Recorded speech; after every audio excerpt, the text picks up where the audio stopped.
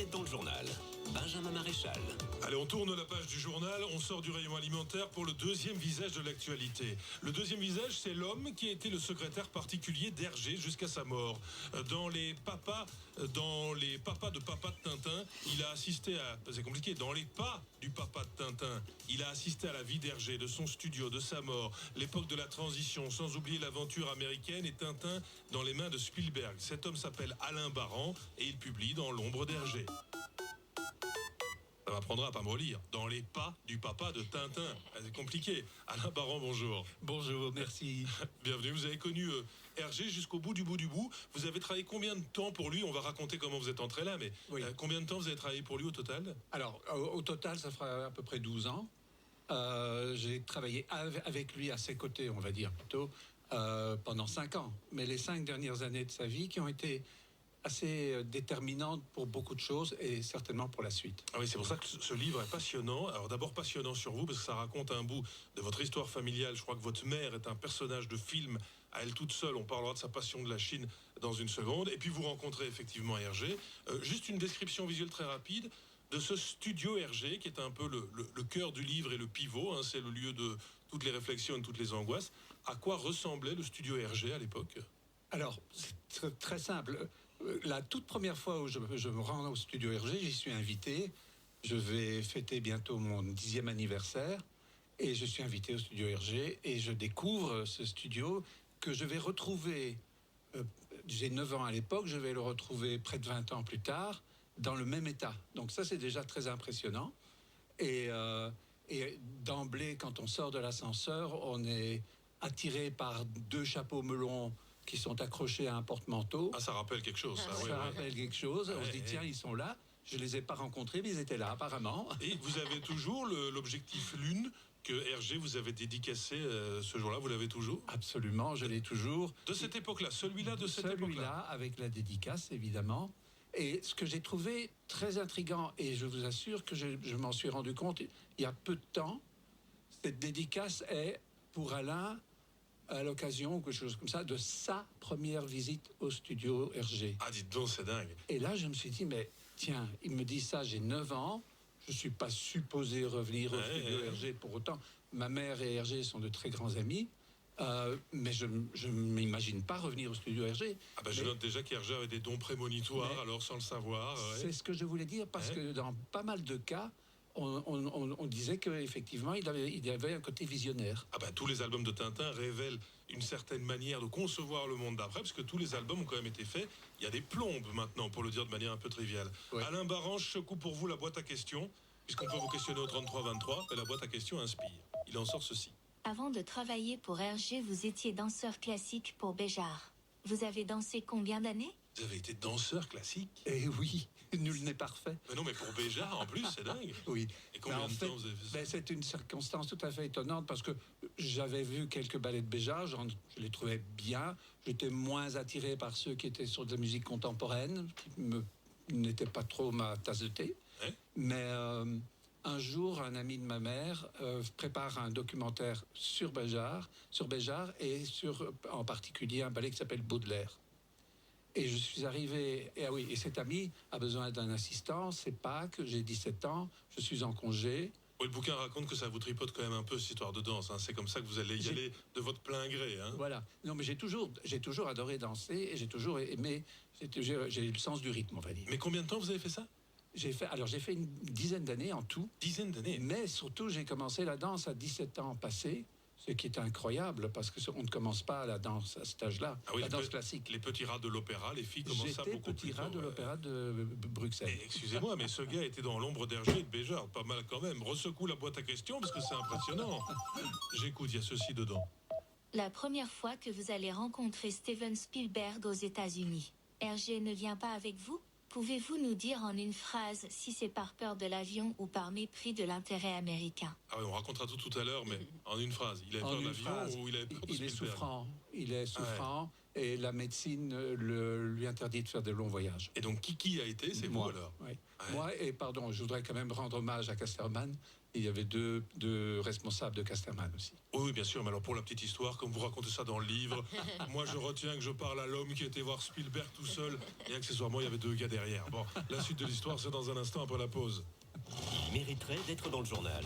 Avec Premium Automotive, Jean Blou.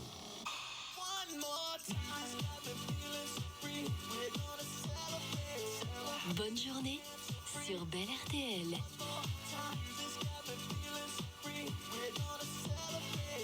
Belle RTL, on est là pour s'entendre. Des vacances au soleil? Ou plutôt au ski? Son secrétaire particulier qui a accompagné les dernières années d'Hergé. Alors j'ai tout noté, il faut qu'on raconte votre maman, il faut qu'on raconte votre vie, il faut qu'on raconte comment un danseur de Béjart devient secrétaire d'Hergé. Mais arrêtons-nous directement sur Tintin. Il y a ce moment où l'Amérique donc a un intérêt majeur pour Tintin. On a compris qu'Hergé ne venait pas avec vous et c'est vous qui décollez pour aller voir Spielberg aux États-Unis. Première étape, vous allez d'abord consulter des avocats à New York parce qu'aux States, il faut se blinder.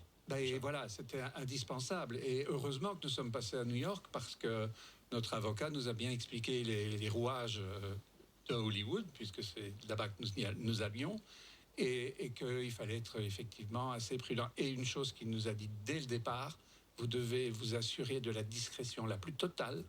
Personne ne doit être au courant de ce projet. Sinon, ça capote. Sinon, ça capote, et sinon, quelqu'un peut venir au-delà de l'épaule de Spielberg pour essayer d'obtenir les droits lui-même. Alors c'est assez comique parce que vous arrivez 2 jours plus tard à Los Angeles, dans ces mythiques studios d'Universal à Burbank, c'est là qu'il y a tous les studios. Vous n'avez pas pris l'avocat avec, donc déjà les Américains, ils ouvrent des yeux grands ainsi en disant « Tiens, les Belges, ils sont venus, bonne franquette ». Et la première réaction, c'est Spielberg, il est déçu qu'Hergé soit pas là. Oui, il est déçu, évidemment, mais il comprend en même temps, parce que l'état de santé d'Hergé ne le permet pas de faire ce voyage, mais rendez-vous est pris, fin mars. Ouais, ils doivent se revoir. Le rendez-vous est pris, et avec détermination, Spielberg, il est impatient de rencontrer Hergé, parce qu'il veut tout connaître sur sa création. On le découvre fan, c'est pas un rendez-vous de business, parce qu'il vous pose plein de questions sur Hergé, comment il est, c'est quoi, il vous pose des questions comme un enfant le ferait? Ah oui, il est tout à fait... Oui, c'est exactement. Mais c'est un grand enfant, parce que, je veux dire, je vois dans ses yeux, il brille, parce il découvre, il est passionné. Et c'est ce que j'ai trouvé extraordinaire chez lui, c'est qu'il est d'une humilité absolue face à un succès mondial de E.T.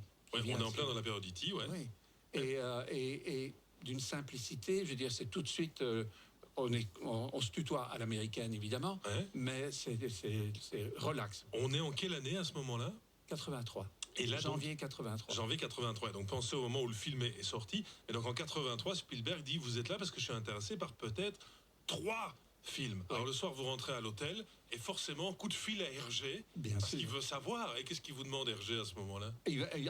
Sa première question, c'est Spielberg. Comment est-il comme personnage, sa personnalité, comment et votre conversation, etc. Donc il est intéressé par la personnalité de Spielberg. C'est marrant parce que c'est un moment d'histoire. Vous arrivez chez Spielberg, il demande comment est Hergé, et puis Hergé au téléphone, il dit comment est Spielberg. Oui, et le petit gars qui est là au milieu, c'est Alain Baran. Puis après, la suite, il y a contrat, il y a film, etc., etc. Alain Baran, notre invité, pour raconter quelques petits bouts d'histoire inconnus dans l'univers d'Hergé, qui est donc, faut-il le rappeler, le papa de Tintin.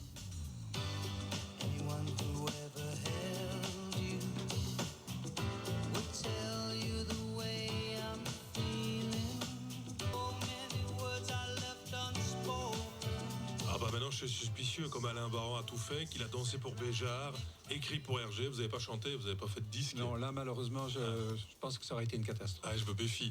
Boîte à questions, s'il vous plaît, vite, avant la pub. Secoue, il en sort ceci. Vrai ou faux? Quand Hergé meurt, personne ne sait rien du Tintin sur lequel il travaille. Vous êtes un des rares à avoir vu les 42 premières pages de Tintin et l'Alphare. Vrai ou faux? Oui. Vrai. Un des rares au monde à avoir vu un projet que personne n'avait vu. Personne, y compris ses plus proches collaborateurs au niveau du dessin. Non, c'était une phase de son travail qui était personnel. Excuse-moi, Gabriel qui réalise, tu vas me mettre la pub rapido, parce que je vois la suite de l'histoire dans un instant. Allez, tu fonces, play, allez, hop. Il mériterait d'être dans le journal, revient dans quelques instants sur Belle RTL. On est là pour s'entendre. Il mériterait d'être dans le journal. Dans l'ombre d'Hergé, le bouquin est signé Alain Baran. L'homme a été son secrétaire particulier pendant des années. D'abord, un élément de contexte historique. On parle tout le temps de Tintin et d'Hergé. La plupart des Tintins ont été écrits il y a très très longtemps. Quelle est la bonne fourchette en termes d'années? La plupart des Tintins ont été écrits avant-guerre. Là, oui, disons qu'une bonne partie avant-guerre, puis il y a eu une interruption de quelques années, et puis à partir des années 50, ça quand même, le rythme a diminué, et Hergé a fait une énorme dépression nerveuse au début des années 50, ce qui a beaucoup amputé son travail. C'est pour ça que ce moment est vraiment très important. À page 47, vous entrez dans le bureau d'Hergé ce jour-là, et il dit: j'ai une grande nouvelle à annoncer. Alain, je veux relancer Tintin dans une aventure. Et donc là, Hergé en personne vous déboule une idée, alors qu'il n'y avait plus de Tintin au programme, qu'on se contentait d'exploiter un peu les droits, les images. Il vous annonce, rien qu'à vous, une nouveauté. Et qu'est-ce qui vous donne déjà comme élément de nouveau Tintin à ce moment-là? Alors, effectivement, je l'ai noté même, mais c'est resté au studio Hergé.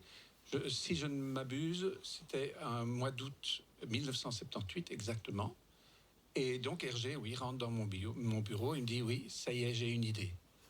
Pour moi qui viens de rentrer au studio je suis là depuis quelques mois, je dis: mon Dieu, on va rentrer de nouveau dans le monde de la création. Ah, donc c'est un truc majeur, et pour le studio, et pour les hommes, et pour les gens. Et je veux dire, et en plus, je vais en être plus que le témoin, je vais y participer d'une certaine manière. Donc c'est le fameux Tintin et l'Alpha. Et l'Alphard. Ouais. L'Alphard, je dis toujours Alphard, mais il faut mettre le T à la fin. C'est un livre qu'il ne terminera d'ailleurs jamais. Non, parce que d'abord, ce qui s'est passé, d'abord une chose qui me dit d'emblée, il me dit: Alain, tu es au courant, mais personne ne peut être au courant, même pas dans mon studio. Wow, quelle responsabilité quand même. Disons que c'était un honneur aussi, oui. Et une confiance qu'il me faisait, que je trouvais, qui m'a vraiment fait plaisir. Mais au-delà de ça, ça montre qu'il y a toute cette période de mise en route de la création qu'il est le seul à posséder, à contrôler et à réaliser. Alors c'est marrant parce qu'à ce moment-là, en fait, comme je disais, comme il n'y a plus de création, on se contente de gérer un peu les droits et les produits dérivés. Et vous en aviez parlé avec Spielberg d'ailleurs, qui lui avait tous ses produits dérivés, d'E.T.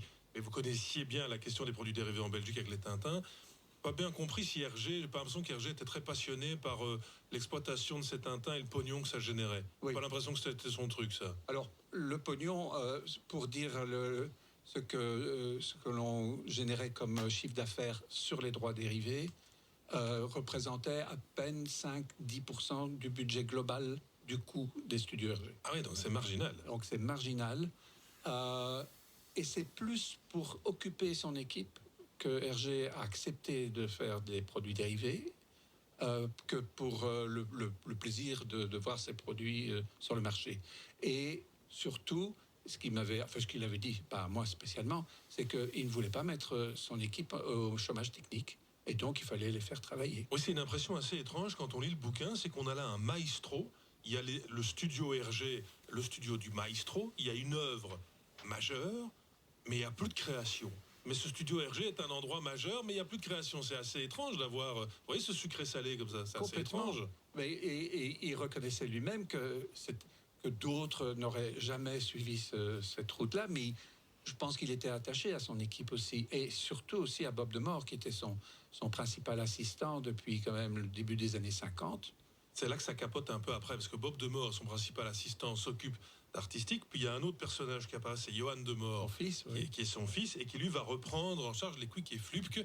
Saviez-vous que Quick et Flupke, c'était de Hergé aussi? Alors ce qu'on fait après Indochine, c'est que vous me racontez comment tout ça va tourner, non pas au vinaigre, mais à l'aigre doux. Et puis j'arrête de le dire et de radoter en boucle, mais il faut qu'on parle de Madame votre mère, qui est un personnage de roman et un personnage de film, elle toute seule. C'est d'ailleurs le début du livre avant que vous n'entriez chez Hergé. Ah ben Alain Baran, il a dû danser sur le lac des Cygnes. Ici, c'est le chant des cygnes. Vous avez dansé sur le lac des Cygnes? Non, c'était pas le répertoire de Béjart. Ah, même pas. Mais j'ai dansé dans l'Oiseau de Feu, qui est le phénix. C'est le principe du phénix qui renaît de ses cendres. Bah donc avec Indochine, on y est plus ou moins. Vous voyez, la grosse louche, ça marche, ça marche. Il mériterait d'être dans le journal. Dans l'ombre d'Hergé, ça raconte évidemment la vie d'Hergé. Mais ce qui est intéressant dans votre bouquin, Alain Baran, c'est que c'est vraiment une pièce d'histoire, et une pièce d'histoire aussi personnelle et qui dit l'époque. Ce qui est assez dingue, effectivement, c'est votre maman. Votre maman est appelée par la Chine, mais on est à un moment où on voyage pas comme on voyage aujourd'hui. On est en quelle année quand le bouquin démarre? Avec votre maman appelée par la Chine. Ma mère, elle va partir pour la Chine en 1939, donc on est pas loin en plus du déclenchement. Enfin, la Deuxième Guerre mondiale a déjà d'une certaine manière débuté, puisque c'est l'invasion de la Pologne notamment. Je dis que c'est un personnage parce qu'elle a 28 ans à l'époque. Ouais. Elle a été élevée en russe par une gouvernante qui a fait les premières années de sa vie à Kharkov dans l'Empire des Stars. Ouais. Donc ce sont des Ouais. mots, des villes qu'on connaît maintenant aujourd'hui. Ouais.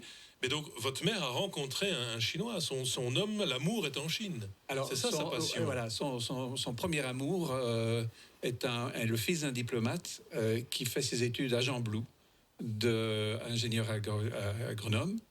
Et il est à moitié belge parce que sa maman est belge et son papa est chinois.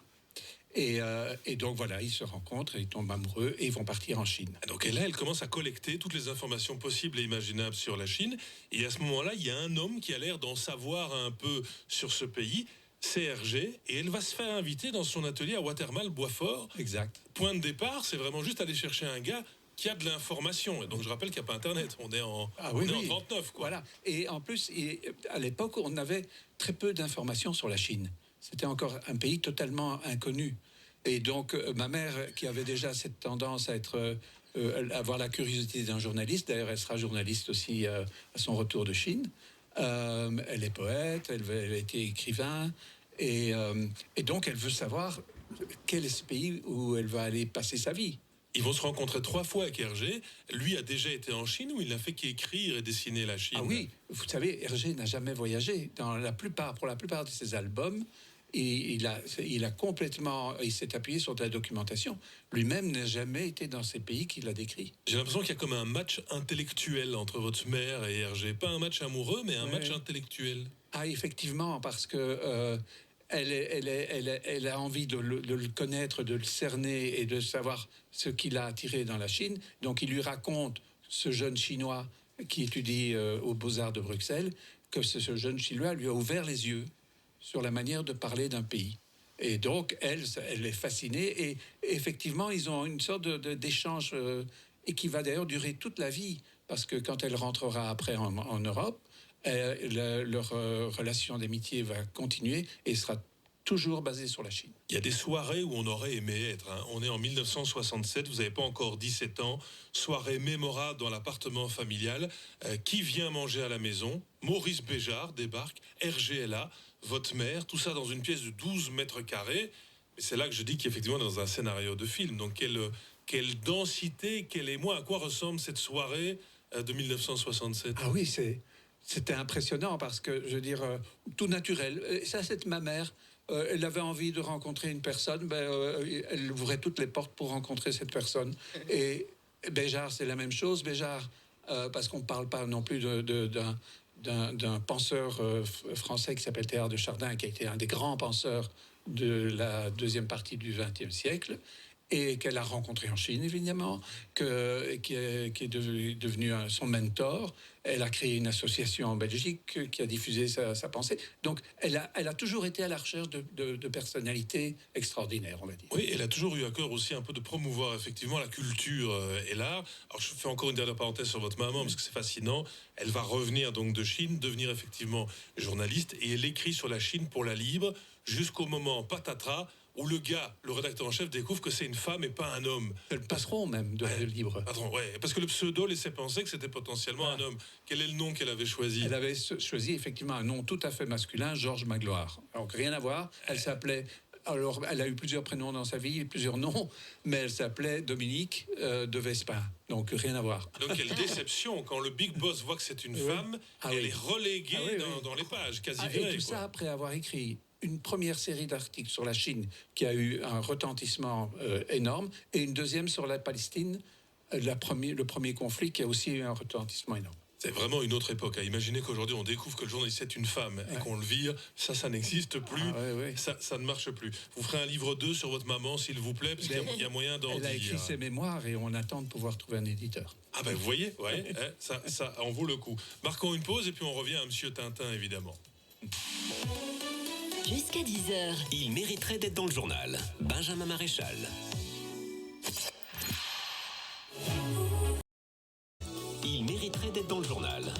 Alain Baran, il n'est pas là pour sa mère, il est là pour Hergé. Dans l'ombre d'Hergé, c'est le bouquin qu'il a écrit qui raconte les coulisses de sa relation en tant que secrétaire particulier avec le maestro, interview Tintin du tac au tac. Pour vous, Alain Baran, le personnage le moins abouti de toute l'œuvre Tintin, c'est qui? Ah, quelle question. Ah ouais, on demande toujours le plus abouti. Oui, le moins abouti. Allez, on va dire... parce que je ne m'attendais pas du tout à cette question, donc je vais dire le boucher de la boucherie sans eau. Ah oui, il a réfléchi, ça vient de loin. Le trait de caractère le plus détestable d'Hergé. Parfois des colères à la Haddock. L'album le plus rentable d'Hergé. C'est le secret de la licorne, je pense. Votre niveau d'entente à l'époque avec Fanny. C'était une grande sœur pour moi. Grande sœur. On était bien payé chez Hergé? Oui. Ah, c'est bon à savoir. Il mériterait d'être dans le journal. Ah, ça sert à rien de le savoir, parce que le studio Hergé tel que de l'époque n'existe plus. Alors, il y a tous ces éléments qui vont précipiter la fin. Il y a la fin d'Hergé d'abord, la mort physique d'Hergé. Et puis, il y a tout cet épisode où on sent que les choses ont un peu changé. Donc, dans le studio, il y a un certain Bob Demore, qui est donc assistant emblématique. Johan Demore, son fils, est engagé à la fin de la vie d'Hergé pour compléter l'équipe d'assistants dessinateurs. Et sa première mission, c'est de se familiariser avec le style. Il tombe amoureux de Quicky Flupke. Et donc, c'est à lui qu'on va demander de faire un Quicky Flupke sans Hergé. Ça, c'est déjà un truc qui vous chipote un peu, qu'un petit genou... Non, pas du tout. Ah, bah, moi, je le lis comme ça, moi. Oui, oui. Ah, ça oui, vous non, chipote?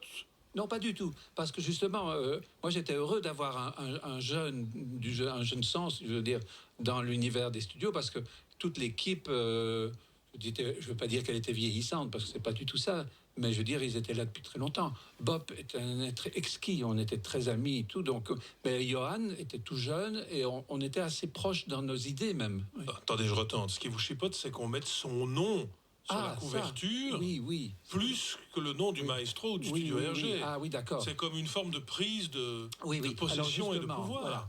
Justement, ce que moi je prenais comme base, c'est que si on continue à faire les choses... Alors, Hergé s'était clairement prononcé pour Tintin. Pas question qu'on dessine Tintin sans lui. Quicky Flupke n'avait pas trop de... C'était pas ça l'enjeu. Ouais. Non. Mais donc l'idée était bonne et il y avait une idée de dessin animé aussi, donc tout ça fonctionnait bien. Et dans mon esprit, c'était aussi garder ce contact avec la jeunesse, parce que c'était ça le but aussi. Mais alors, donc ce Quicky Flupke, ok, on discute pas trop. Ouais. Mais quand Bob Demore reprend Tintin et l'Alphart pour le finir, là vous devenez un peu vert quand même. Alors voilà. Je comprends mal entre les lignes. C'est une initiative de Fanny. On n'en a malheureusement pas parlé ensemble. Et là, un jour, elle a dit... Je vais donner les planches à Bob. Bob ignorait... Bon, il savait qu'il y avait quand même quelque chose qui était en route, mais il n'avait rien vu. Donc, quand il reçoit les croquis, parce que c'est vraiment des croquis et à peine 2 ou 3 planches crayonnées, donc très basiques, il est le premier surpris parce qu'il s'attendait à ce que ça soit beaucoup plus loin. Et donc, il va y avoir un travail de création qui va être considérable. Mais il refuse pas, il prend le bébé, quoi. Ben, c'est normal, c'était son hommage à son maître. Et je ne peux que comprendre cette joie qu'il a eue. Et c'était terrible pour moi de m'opposer à cette joie et de créer une déception terrible. Mais Hergé avait été très clair. Et j'ai encore vu récemment des témoignages de notamment le loup, le père de Yoko Tsuno, qui racontait que Hergé était très strict par rapport à ça. Bah écoutez, dans 1 minute, je vous rends votre liberté. C'est pas une blague. Aïe. On a 1 minute pour faire ce choix ultime. Maintenant que vous avez grandi, mûri, écrit le livre, que vous l'avez déjà raconté, est-ce qu'au final, Hergé a fait une erreur? Est-ce qu'Hergé n'aurait pas mieux fait de dire « j'accepte que Tintin soit encore en vie après ma mort et qu'il soit dessiné par d'autres » Le connaissant, il disait c'est comme dans Madame Bovary, tous mes personnages, c'est moi, de A à Z. Oh, mais je pose pas la question à Hergé, je la pose à Alain Baran. Vous auriez moi, fait je quoi? trouve, non, je peux aller qu'abonder dans son sens. Parce que c'est évident, c'est une œuvre qui est tellement personnelle. Écoutez... Blake et Mortimer, ça a été repris. Oui, mais c'est autre chose. Je vais prendre un exemple. Beethoven crée des symphonies. Est-ce qu'on va en créer une symphonie de Beethoven après Beethoven? Non. Est-ce qu'on pourra reprendre du Mat Pokora après sa mort? Ah, ça, c'est le... En tout cas, Matt Pokora a repris du Claude François. Ah bah non, vous voyez. Ah bah, excusez-moi, tout est dans tout. Et là-dessus, c'est Alison qui a le dernier mot. Bien joué, Madame Delray. Merci Alain Baran d'être venu ce Mais matin. merci à vous surtout. Dans l'ombre d'Hergé. On va marquer une nouvelle pause et tourner la page du journal pour appeler. Oh, comme c'est bizarre, tous ces Belges qui, le jour des élections, ont un travail à faire. Et du coup, ils peuvent pas être assesseurs. Il mériterait d'être dans le journal revient dans quelques instants sur Bel RTL.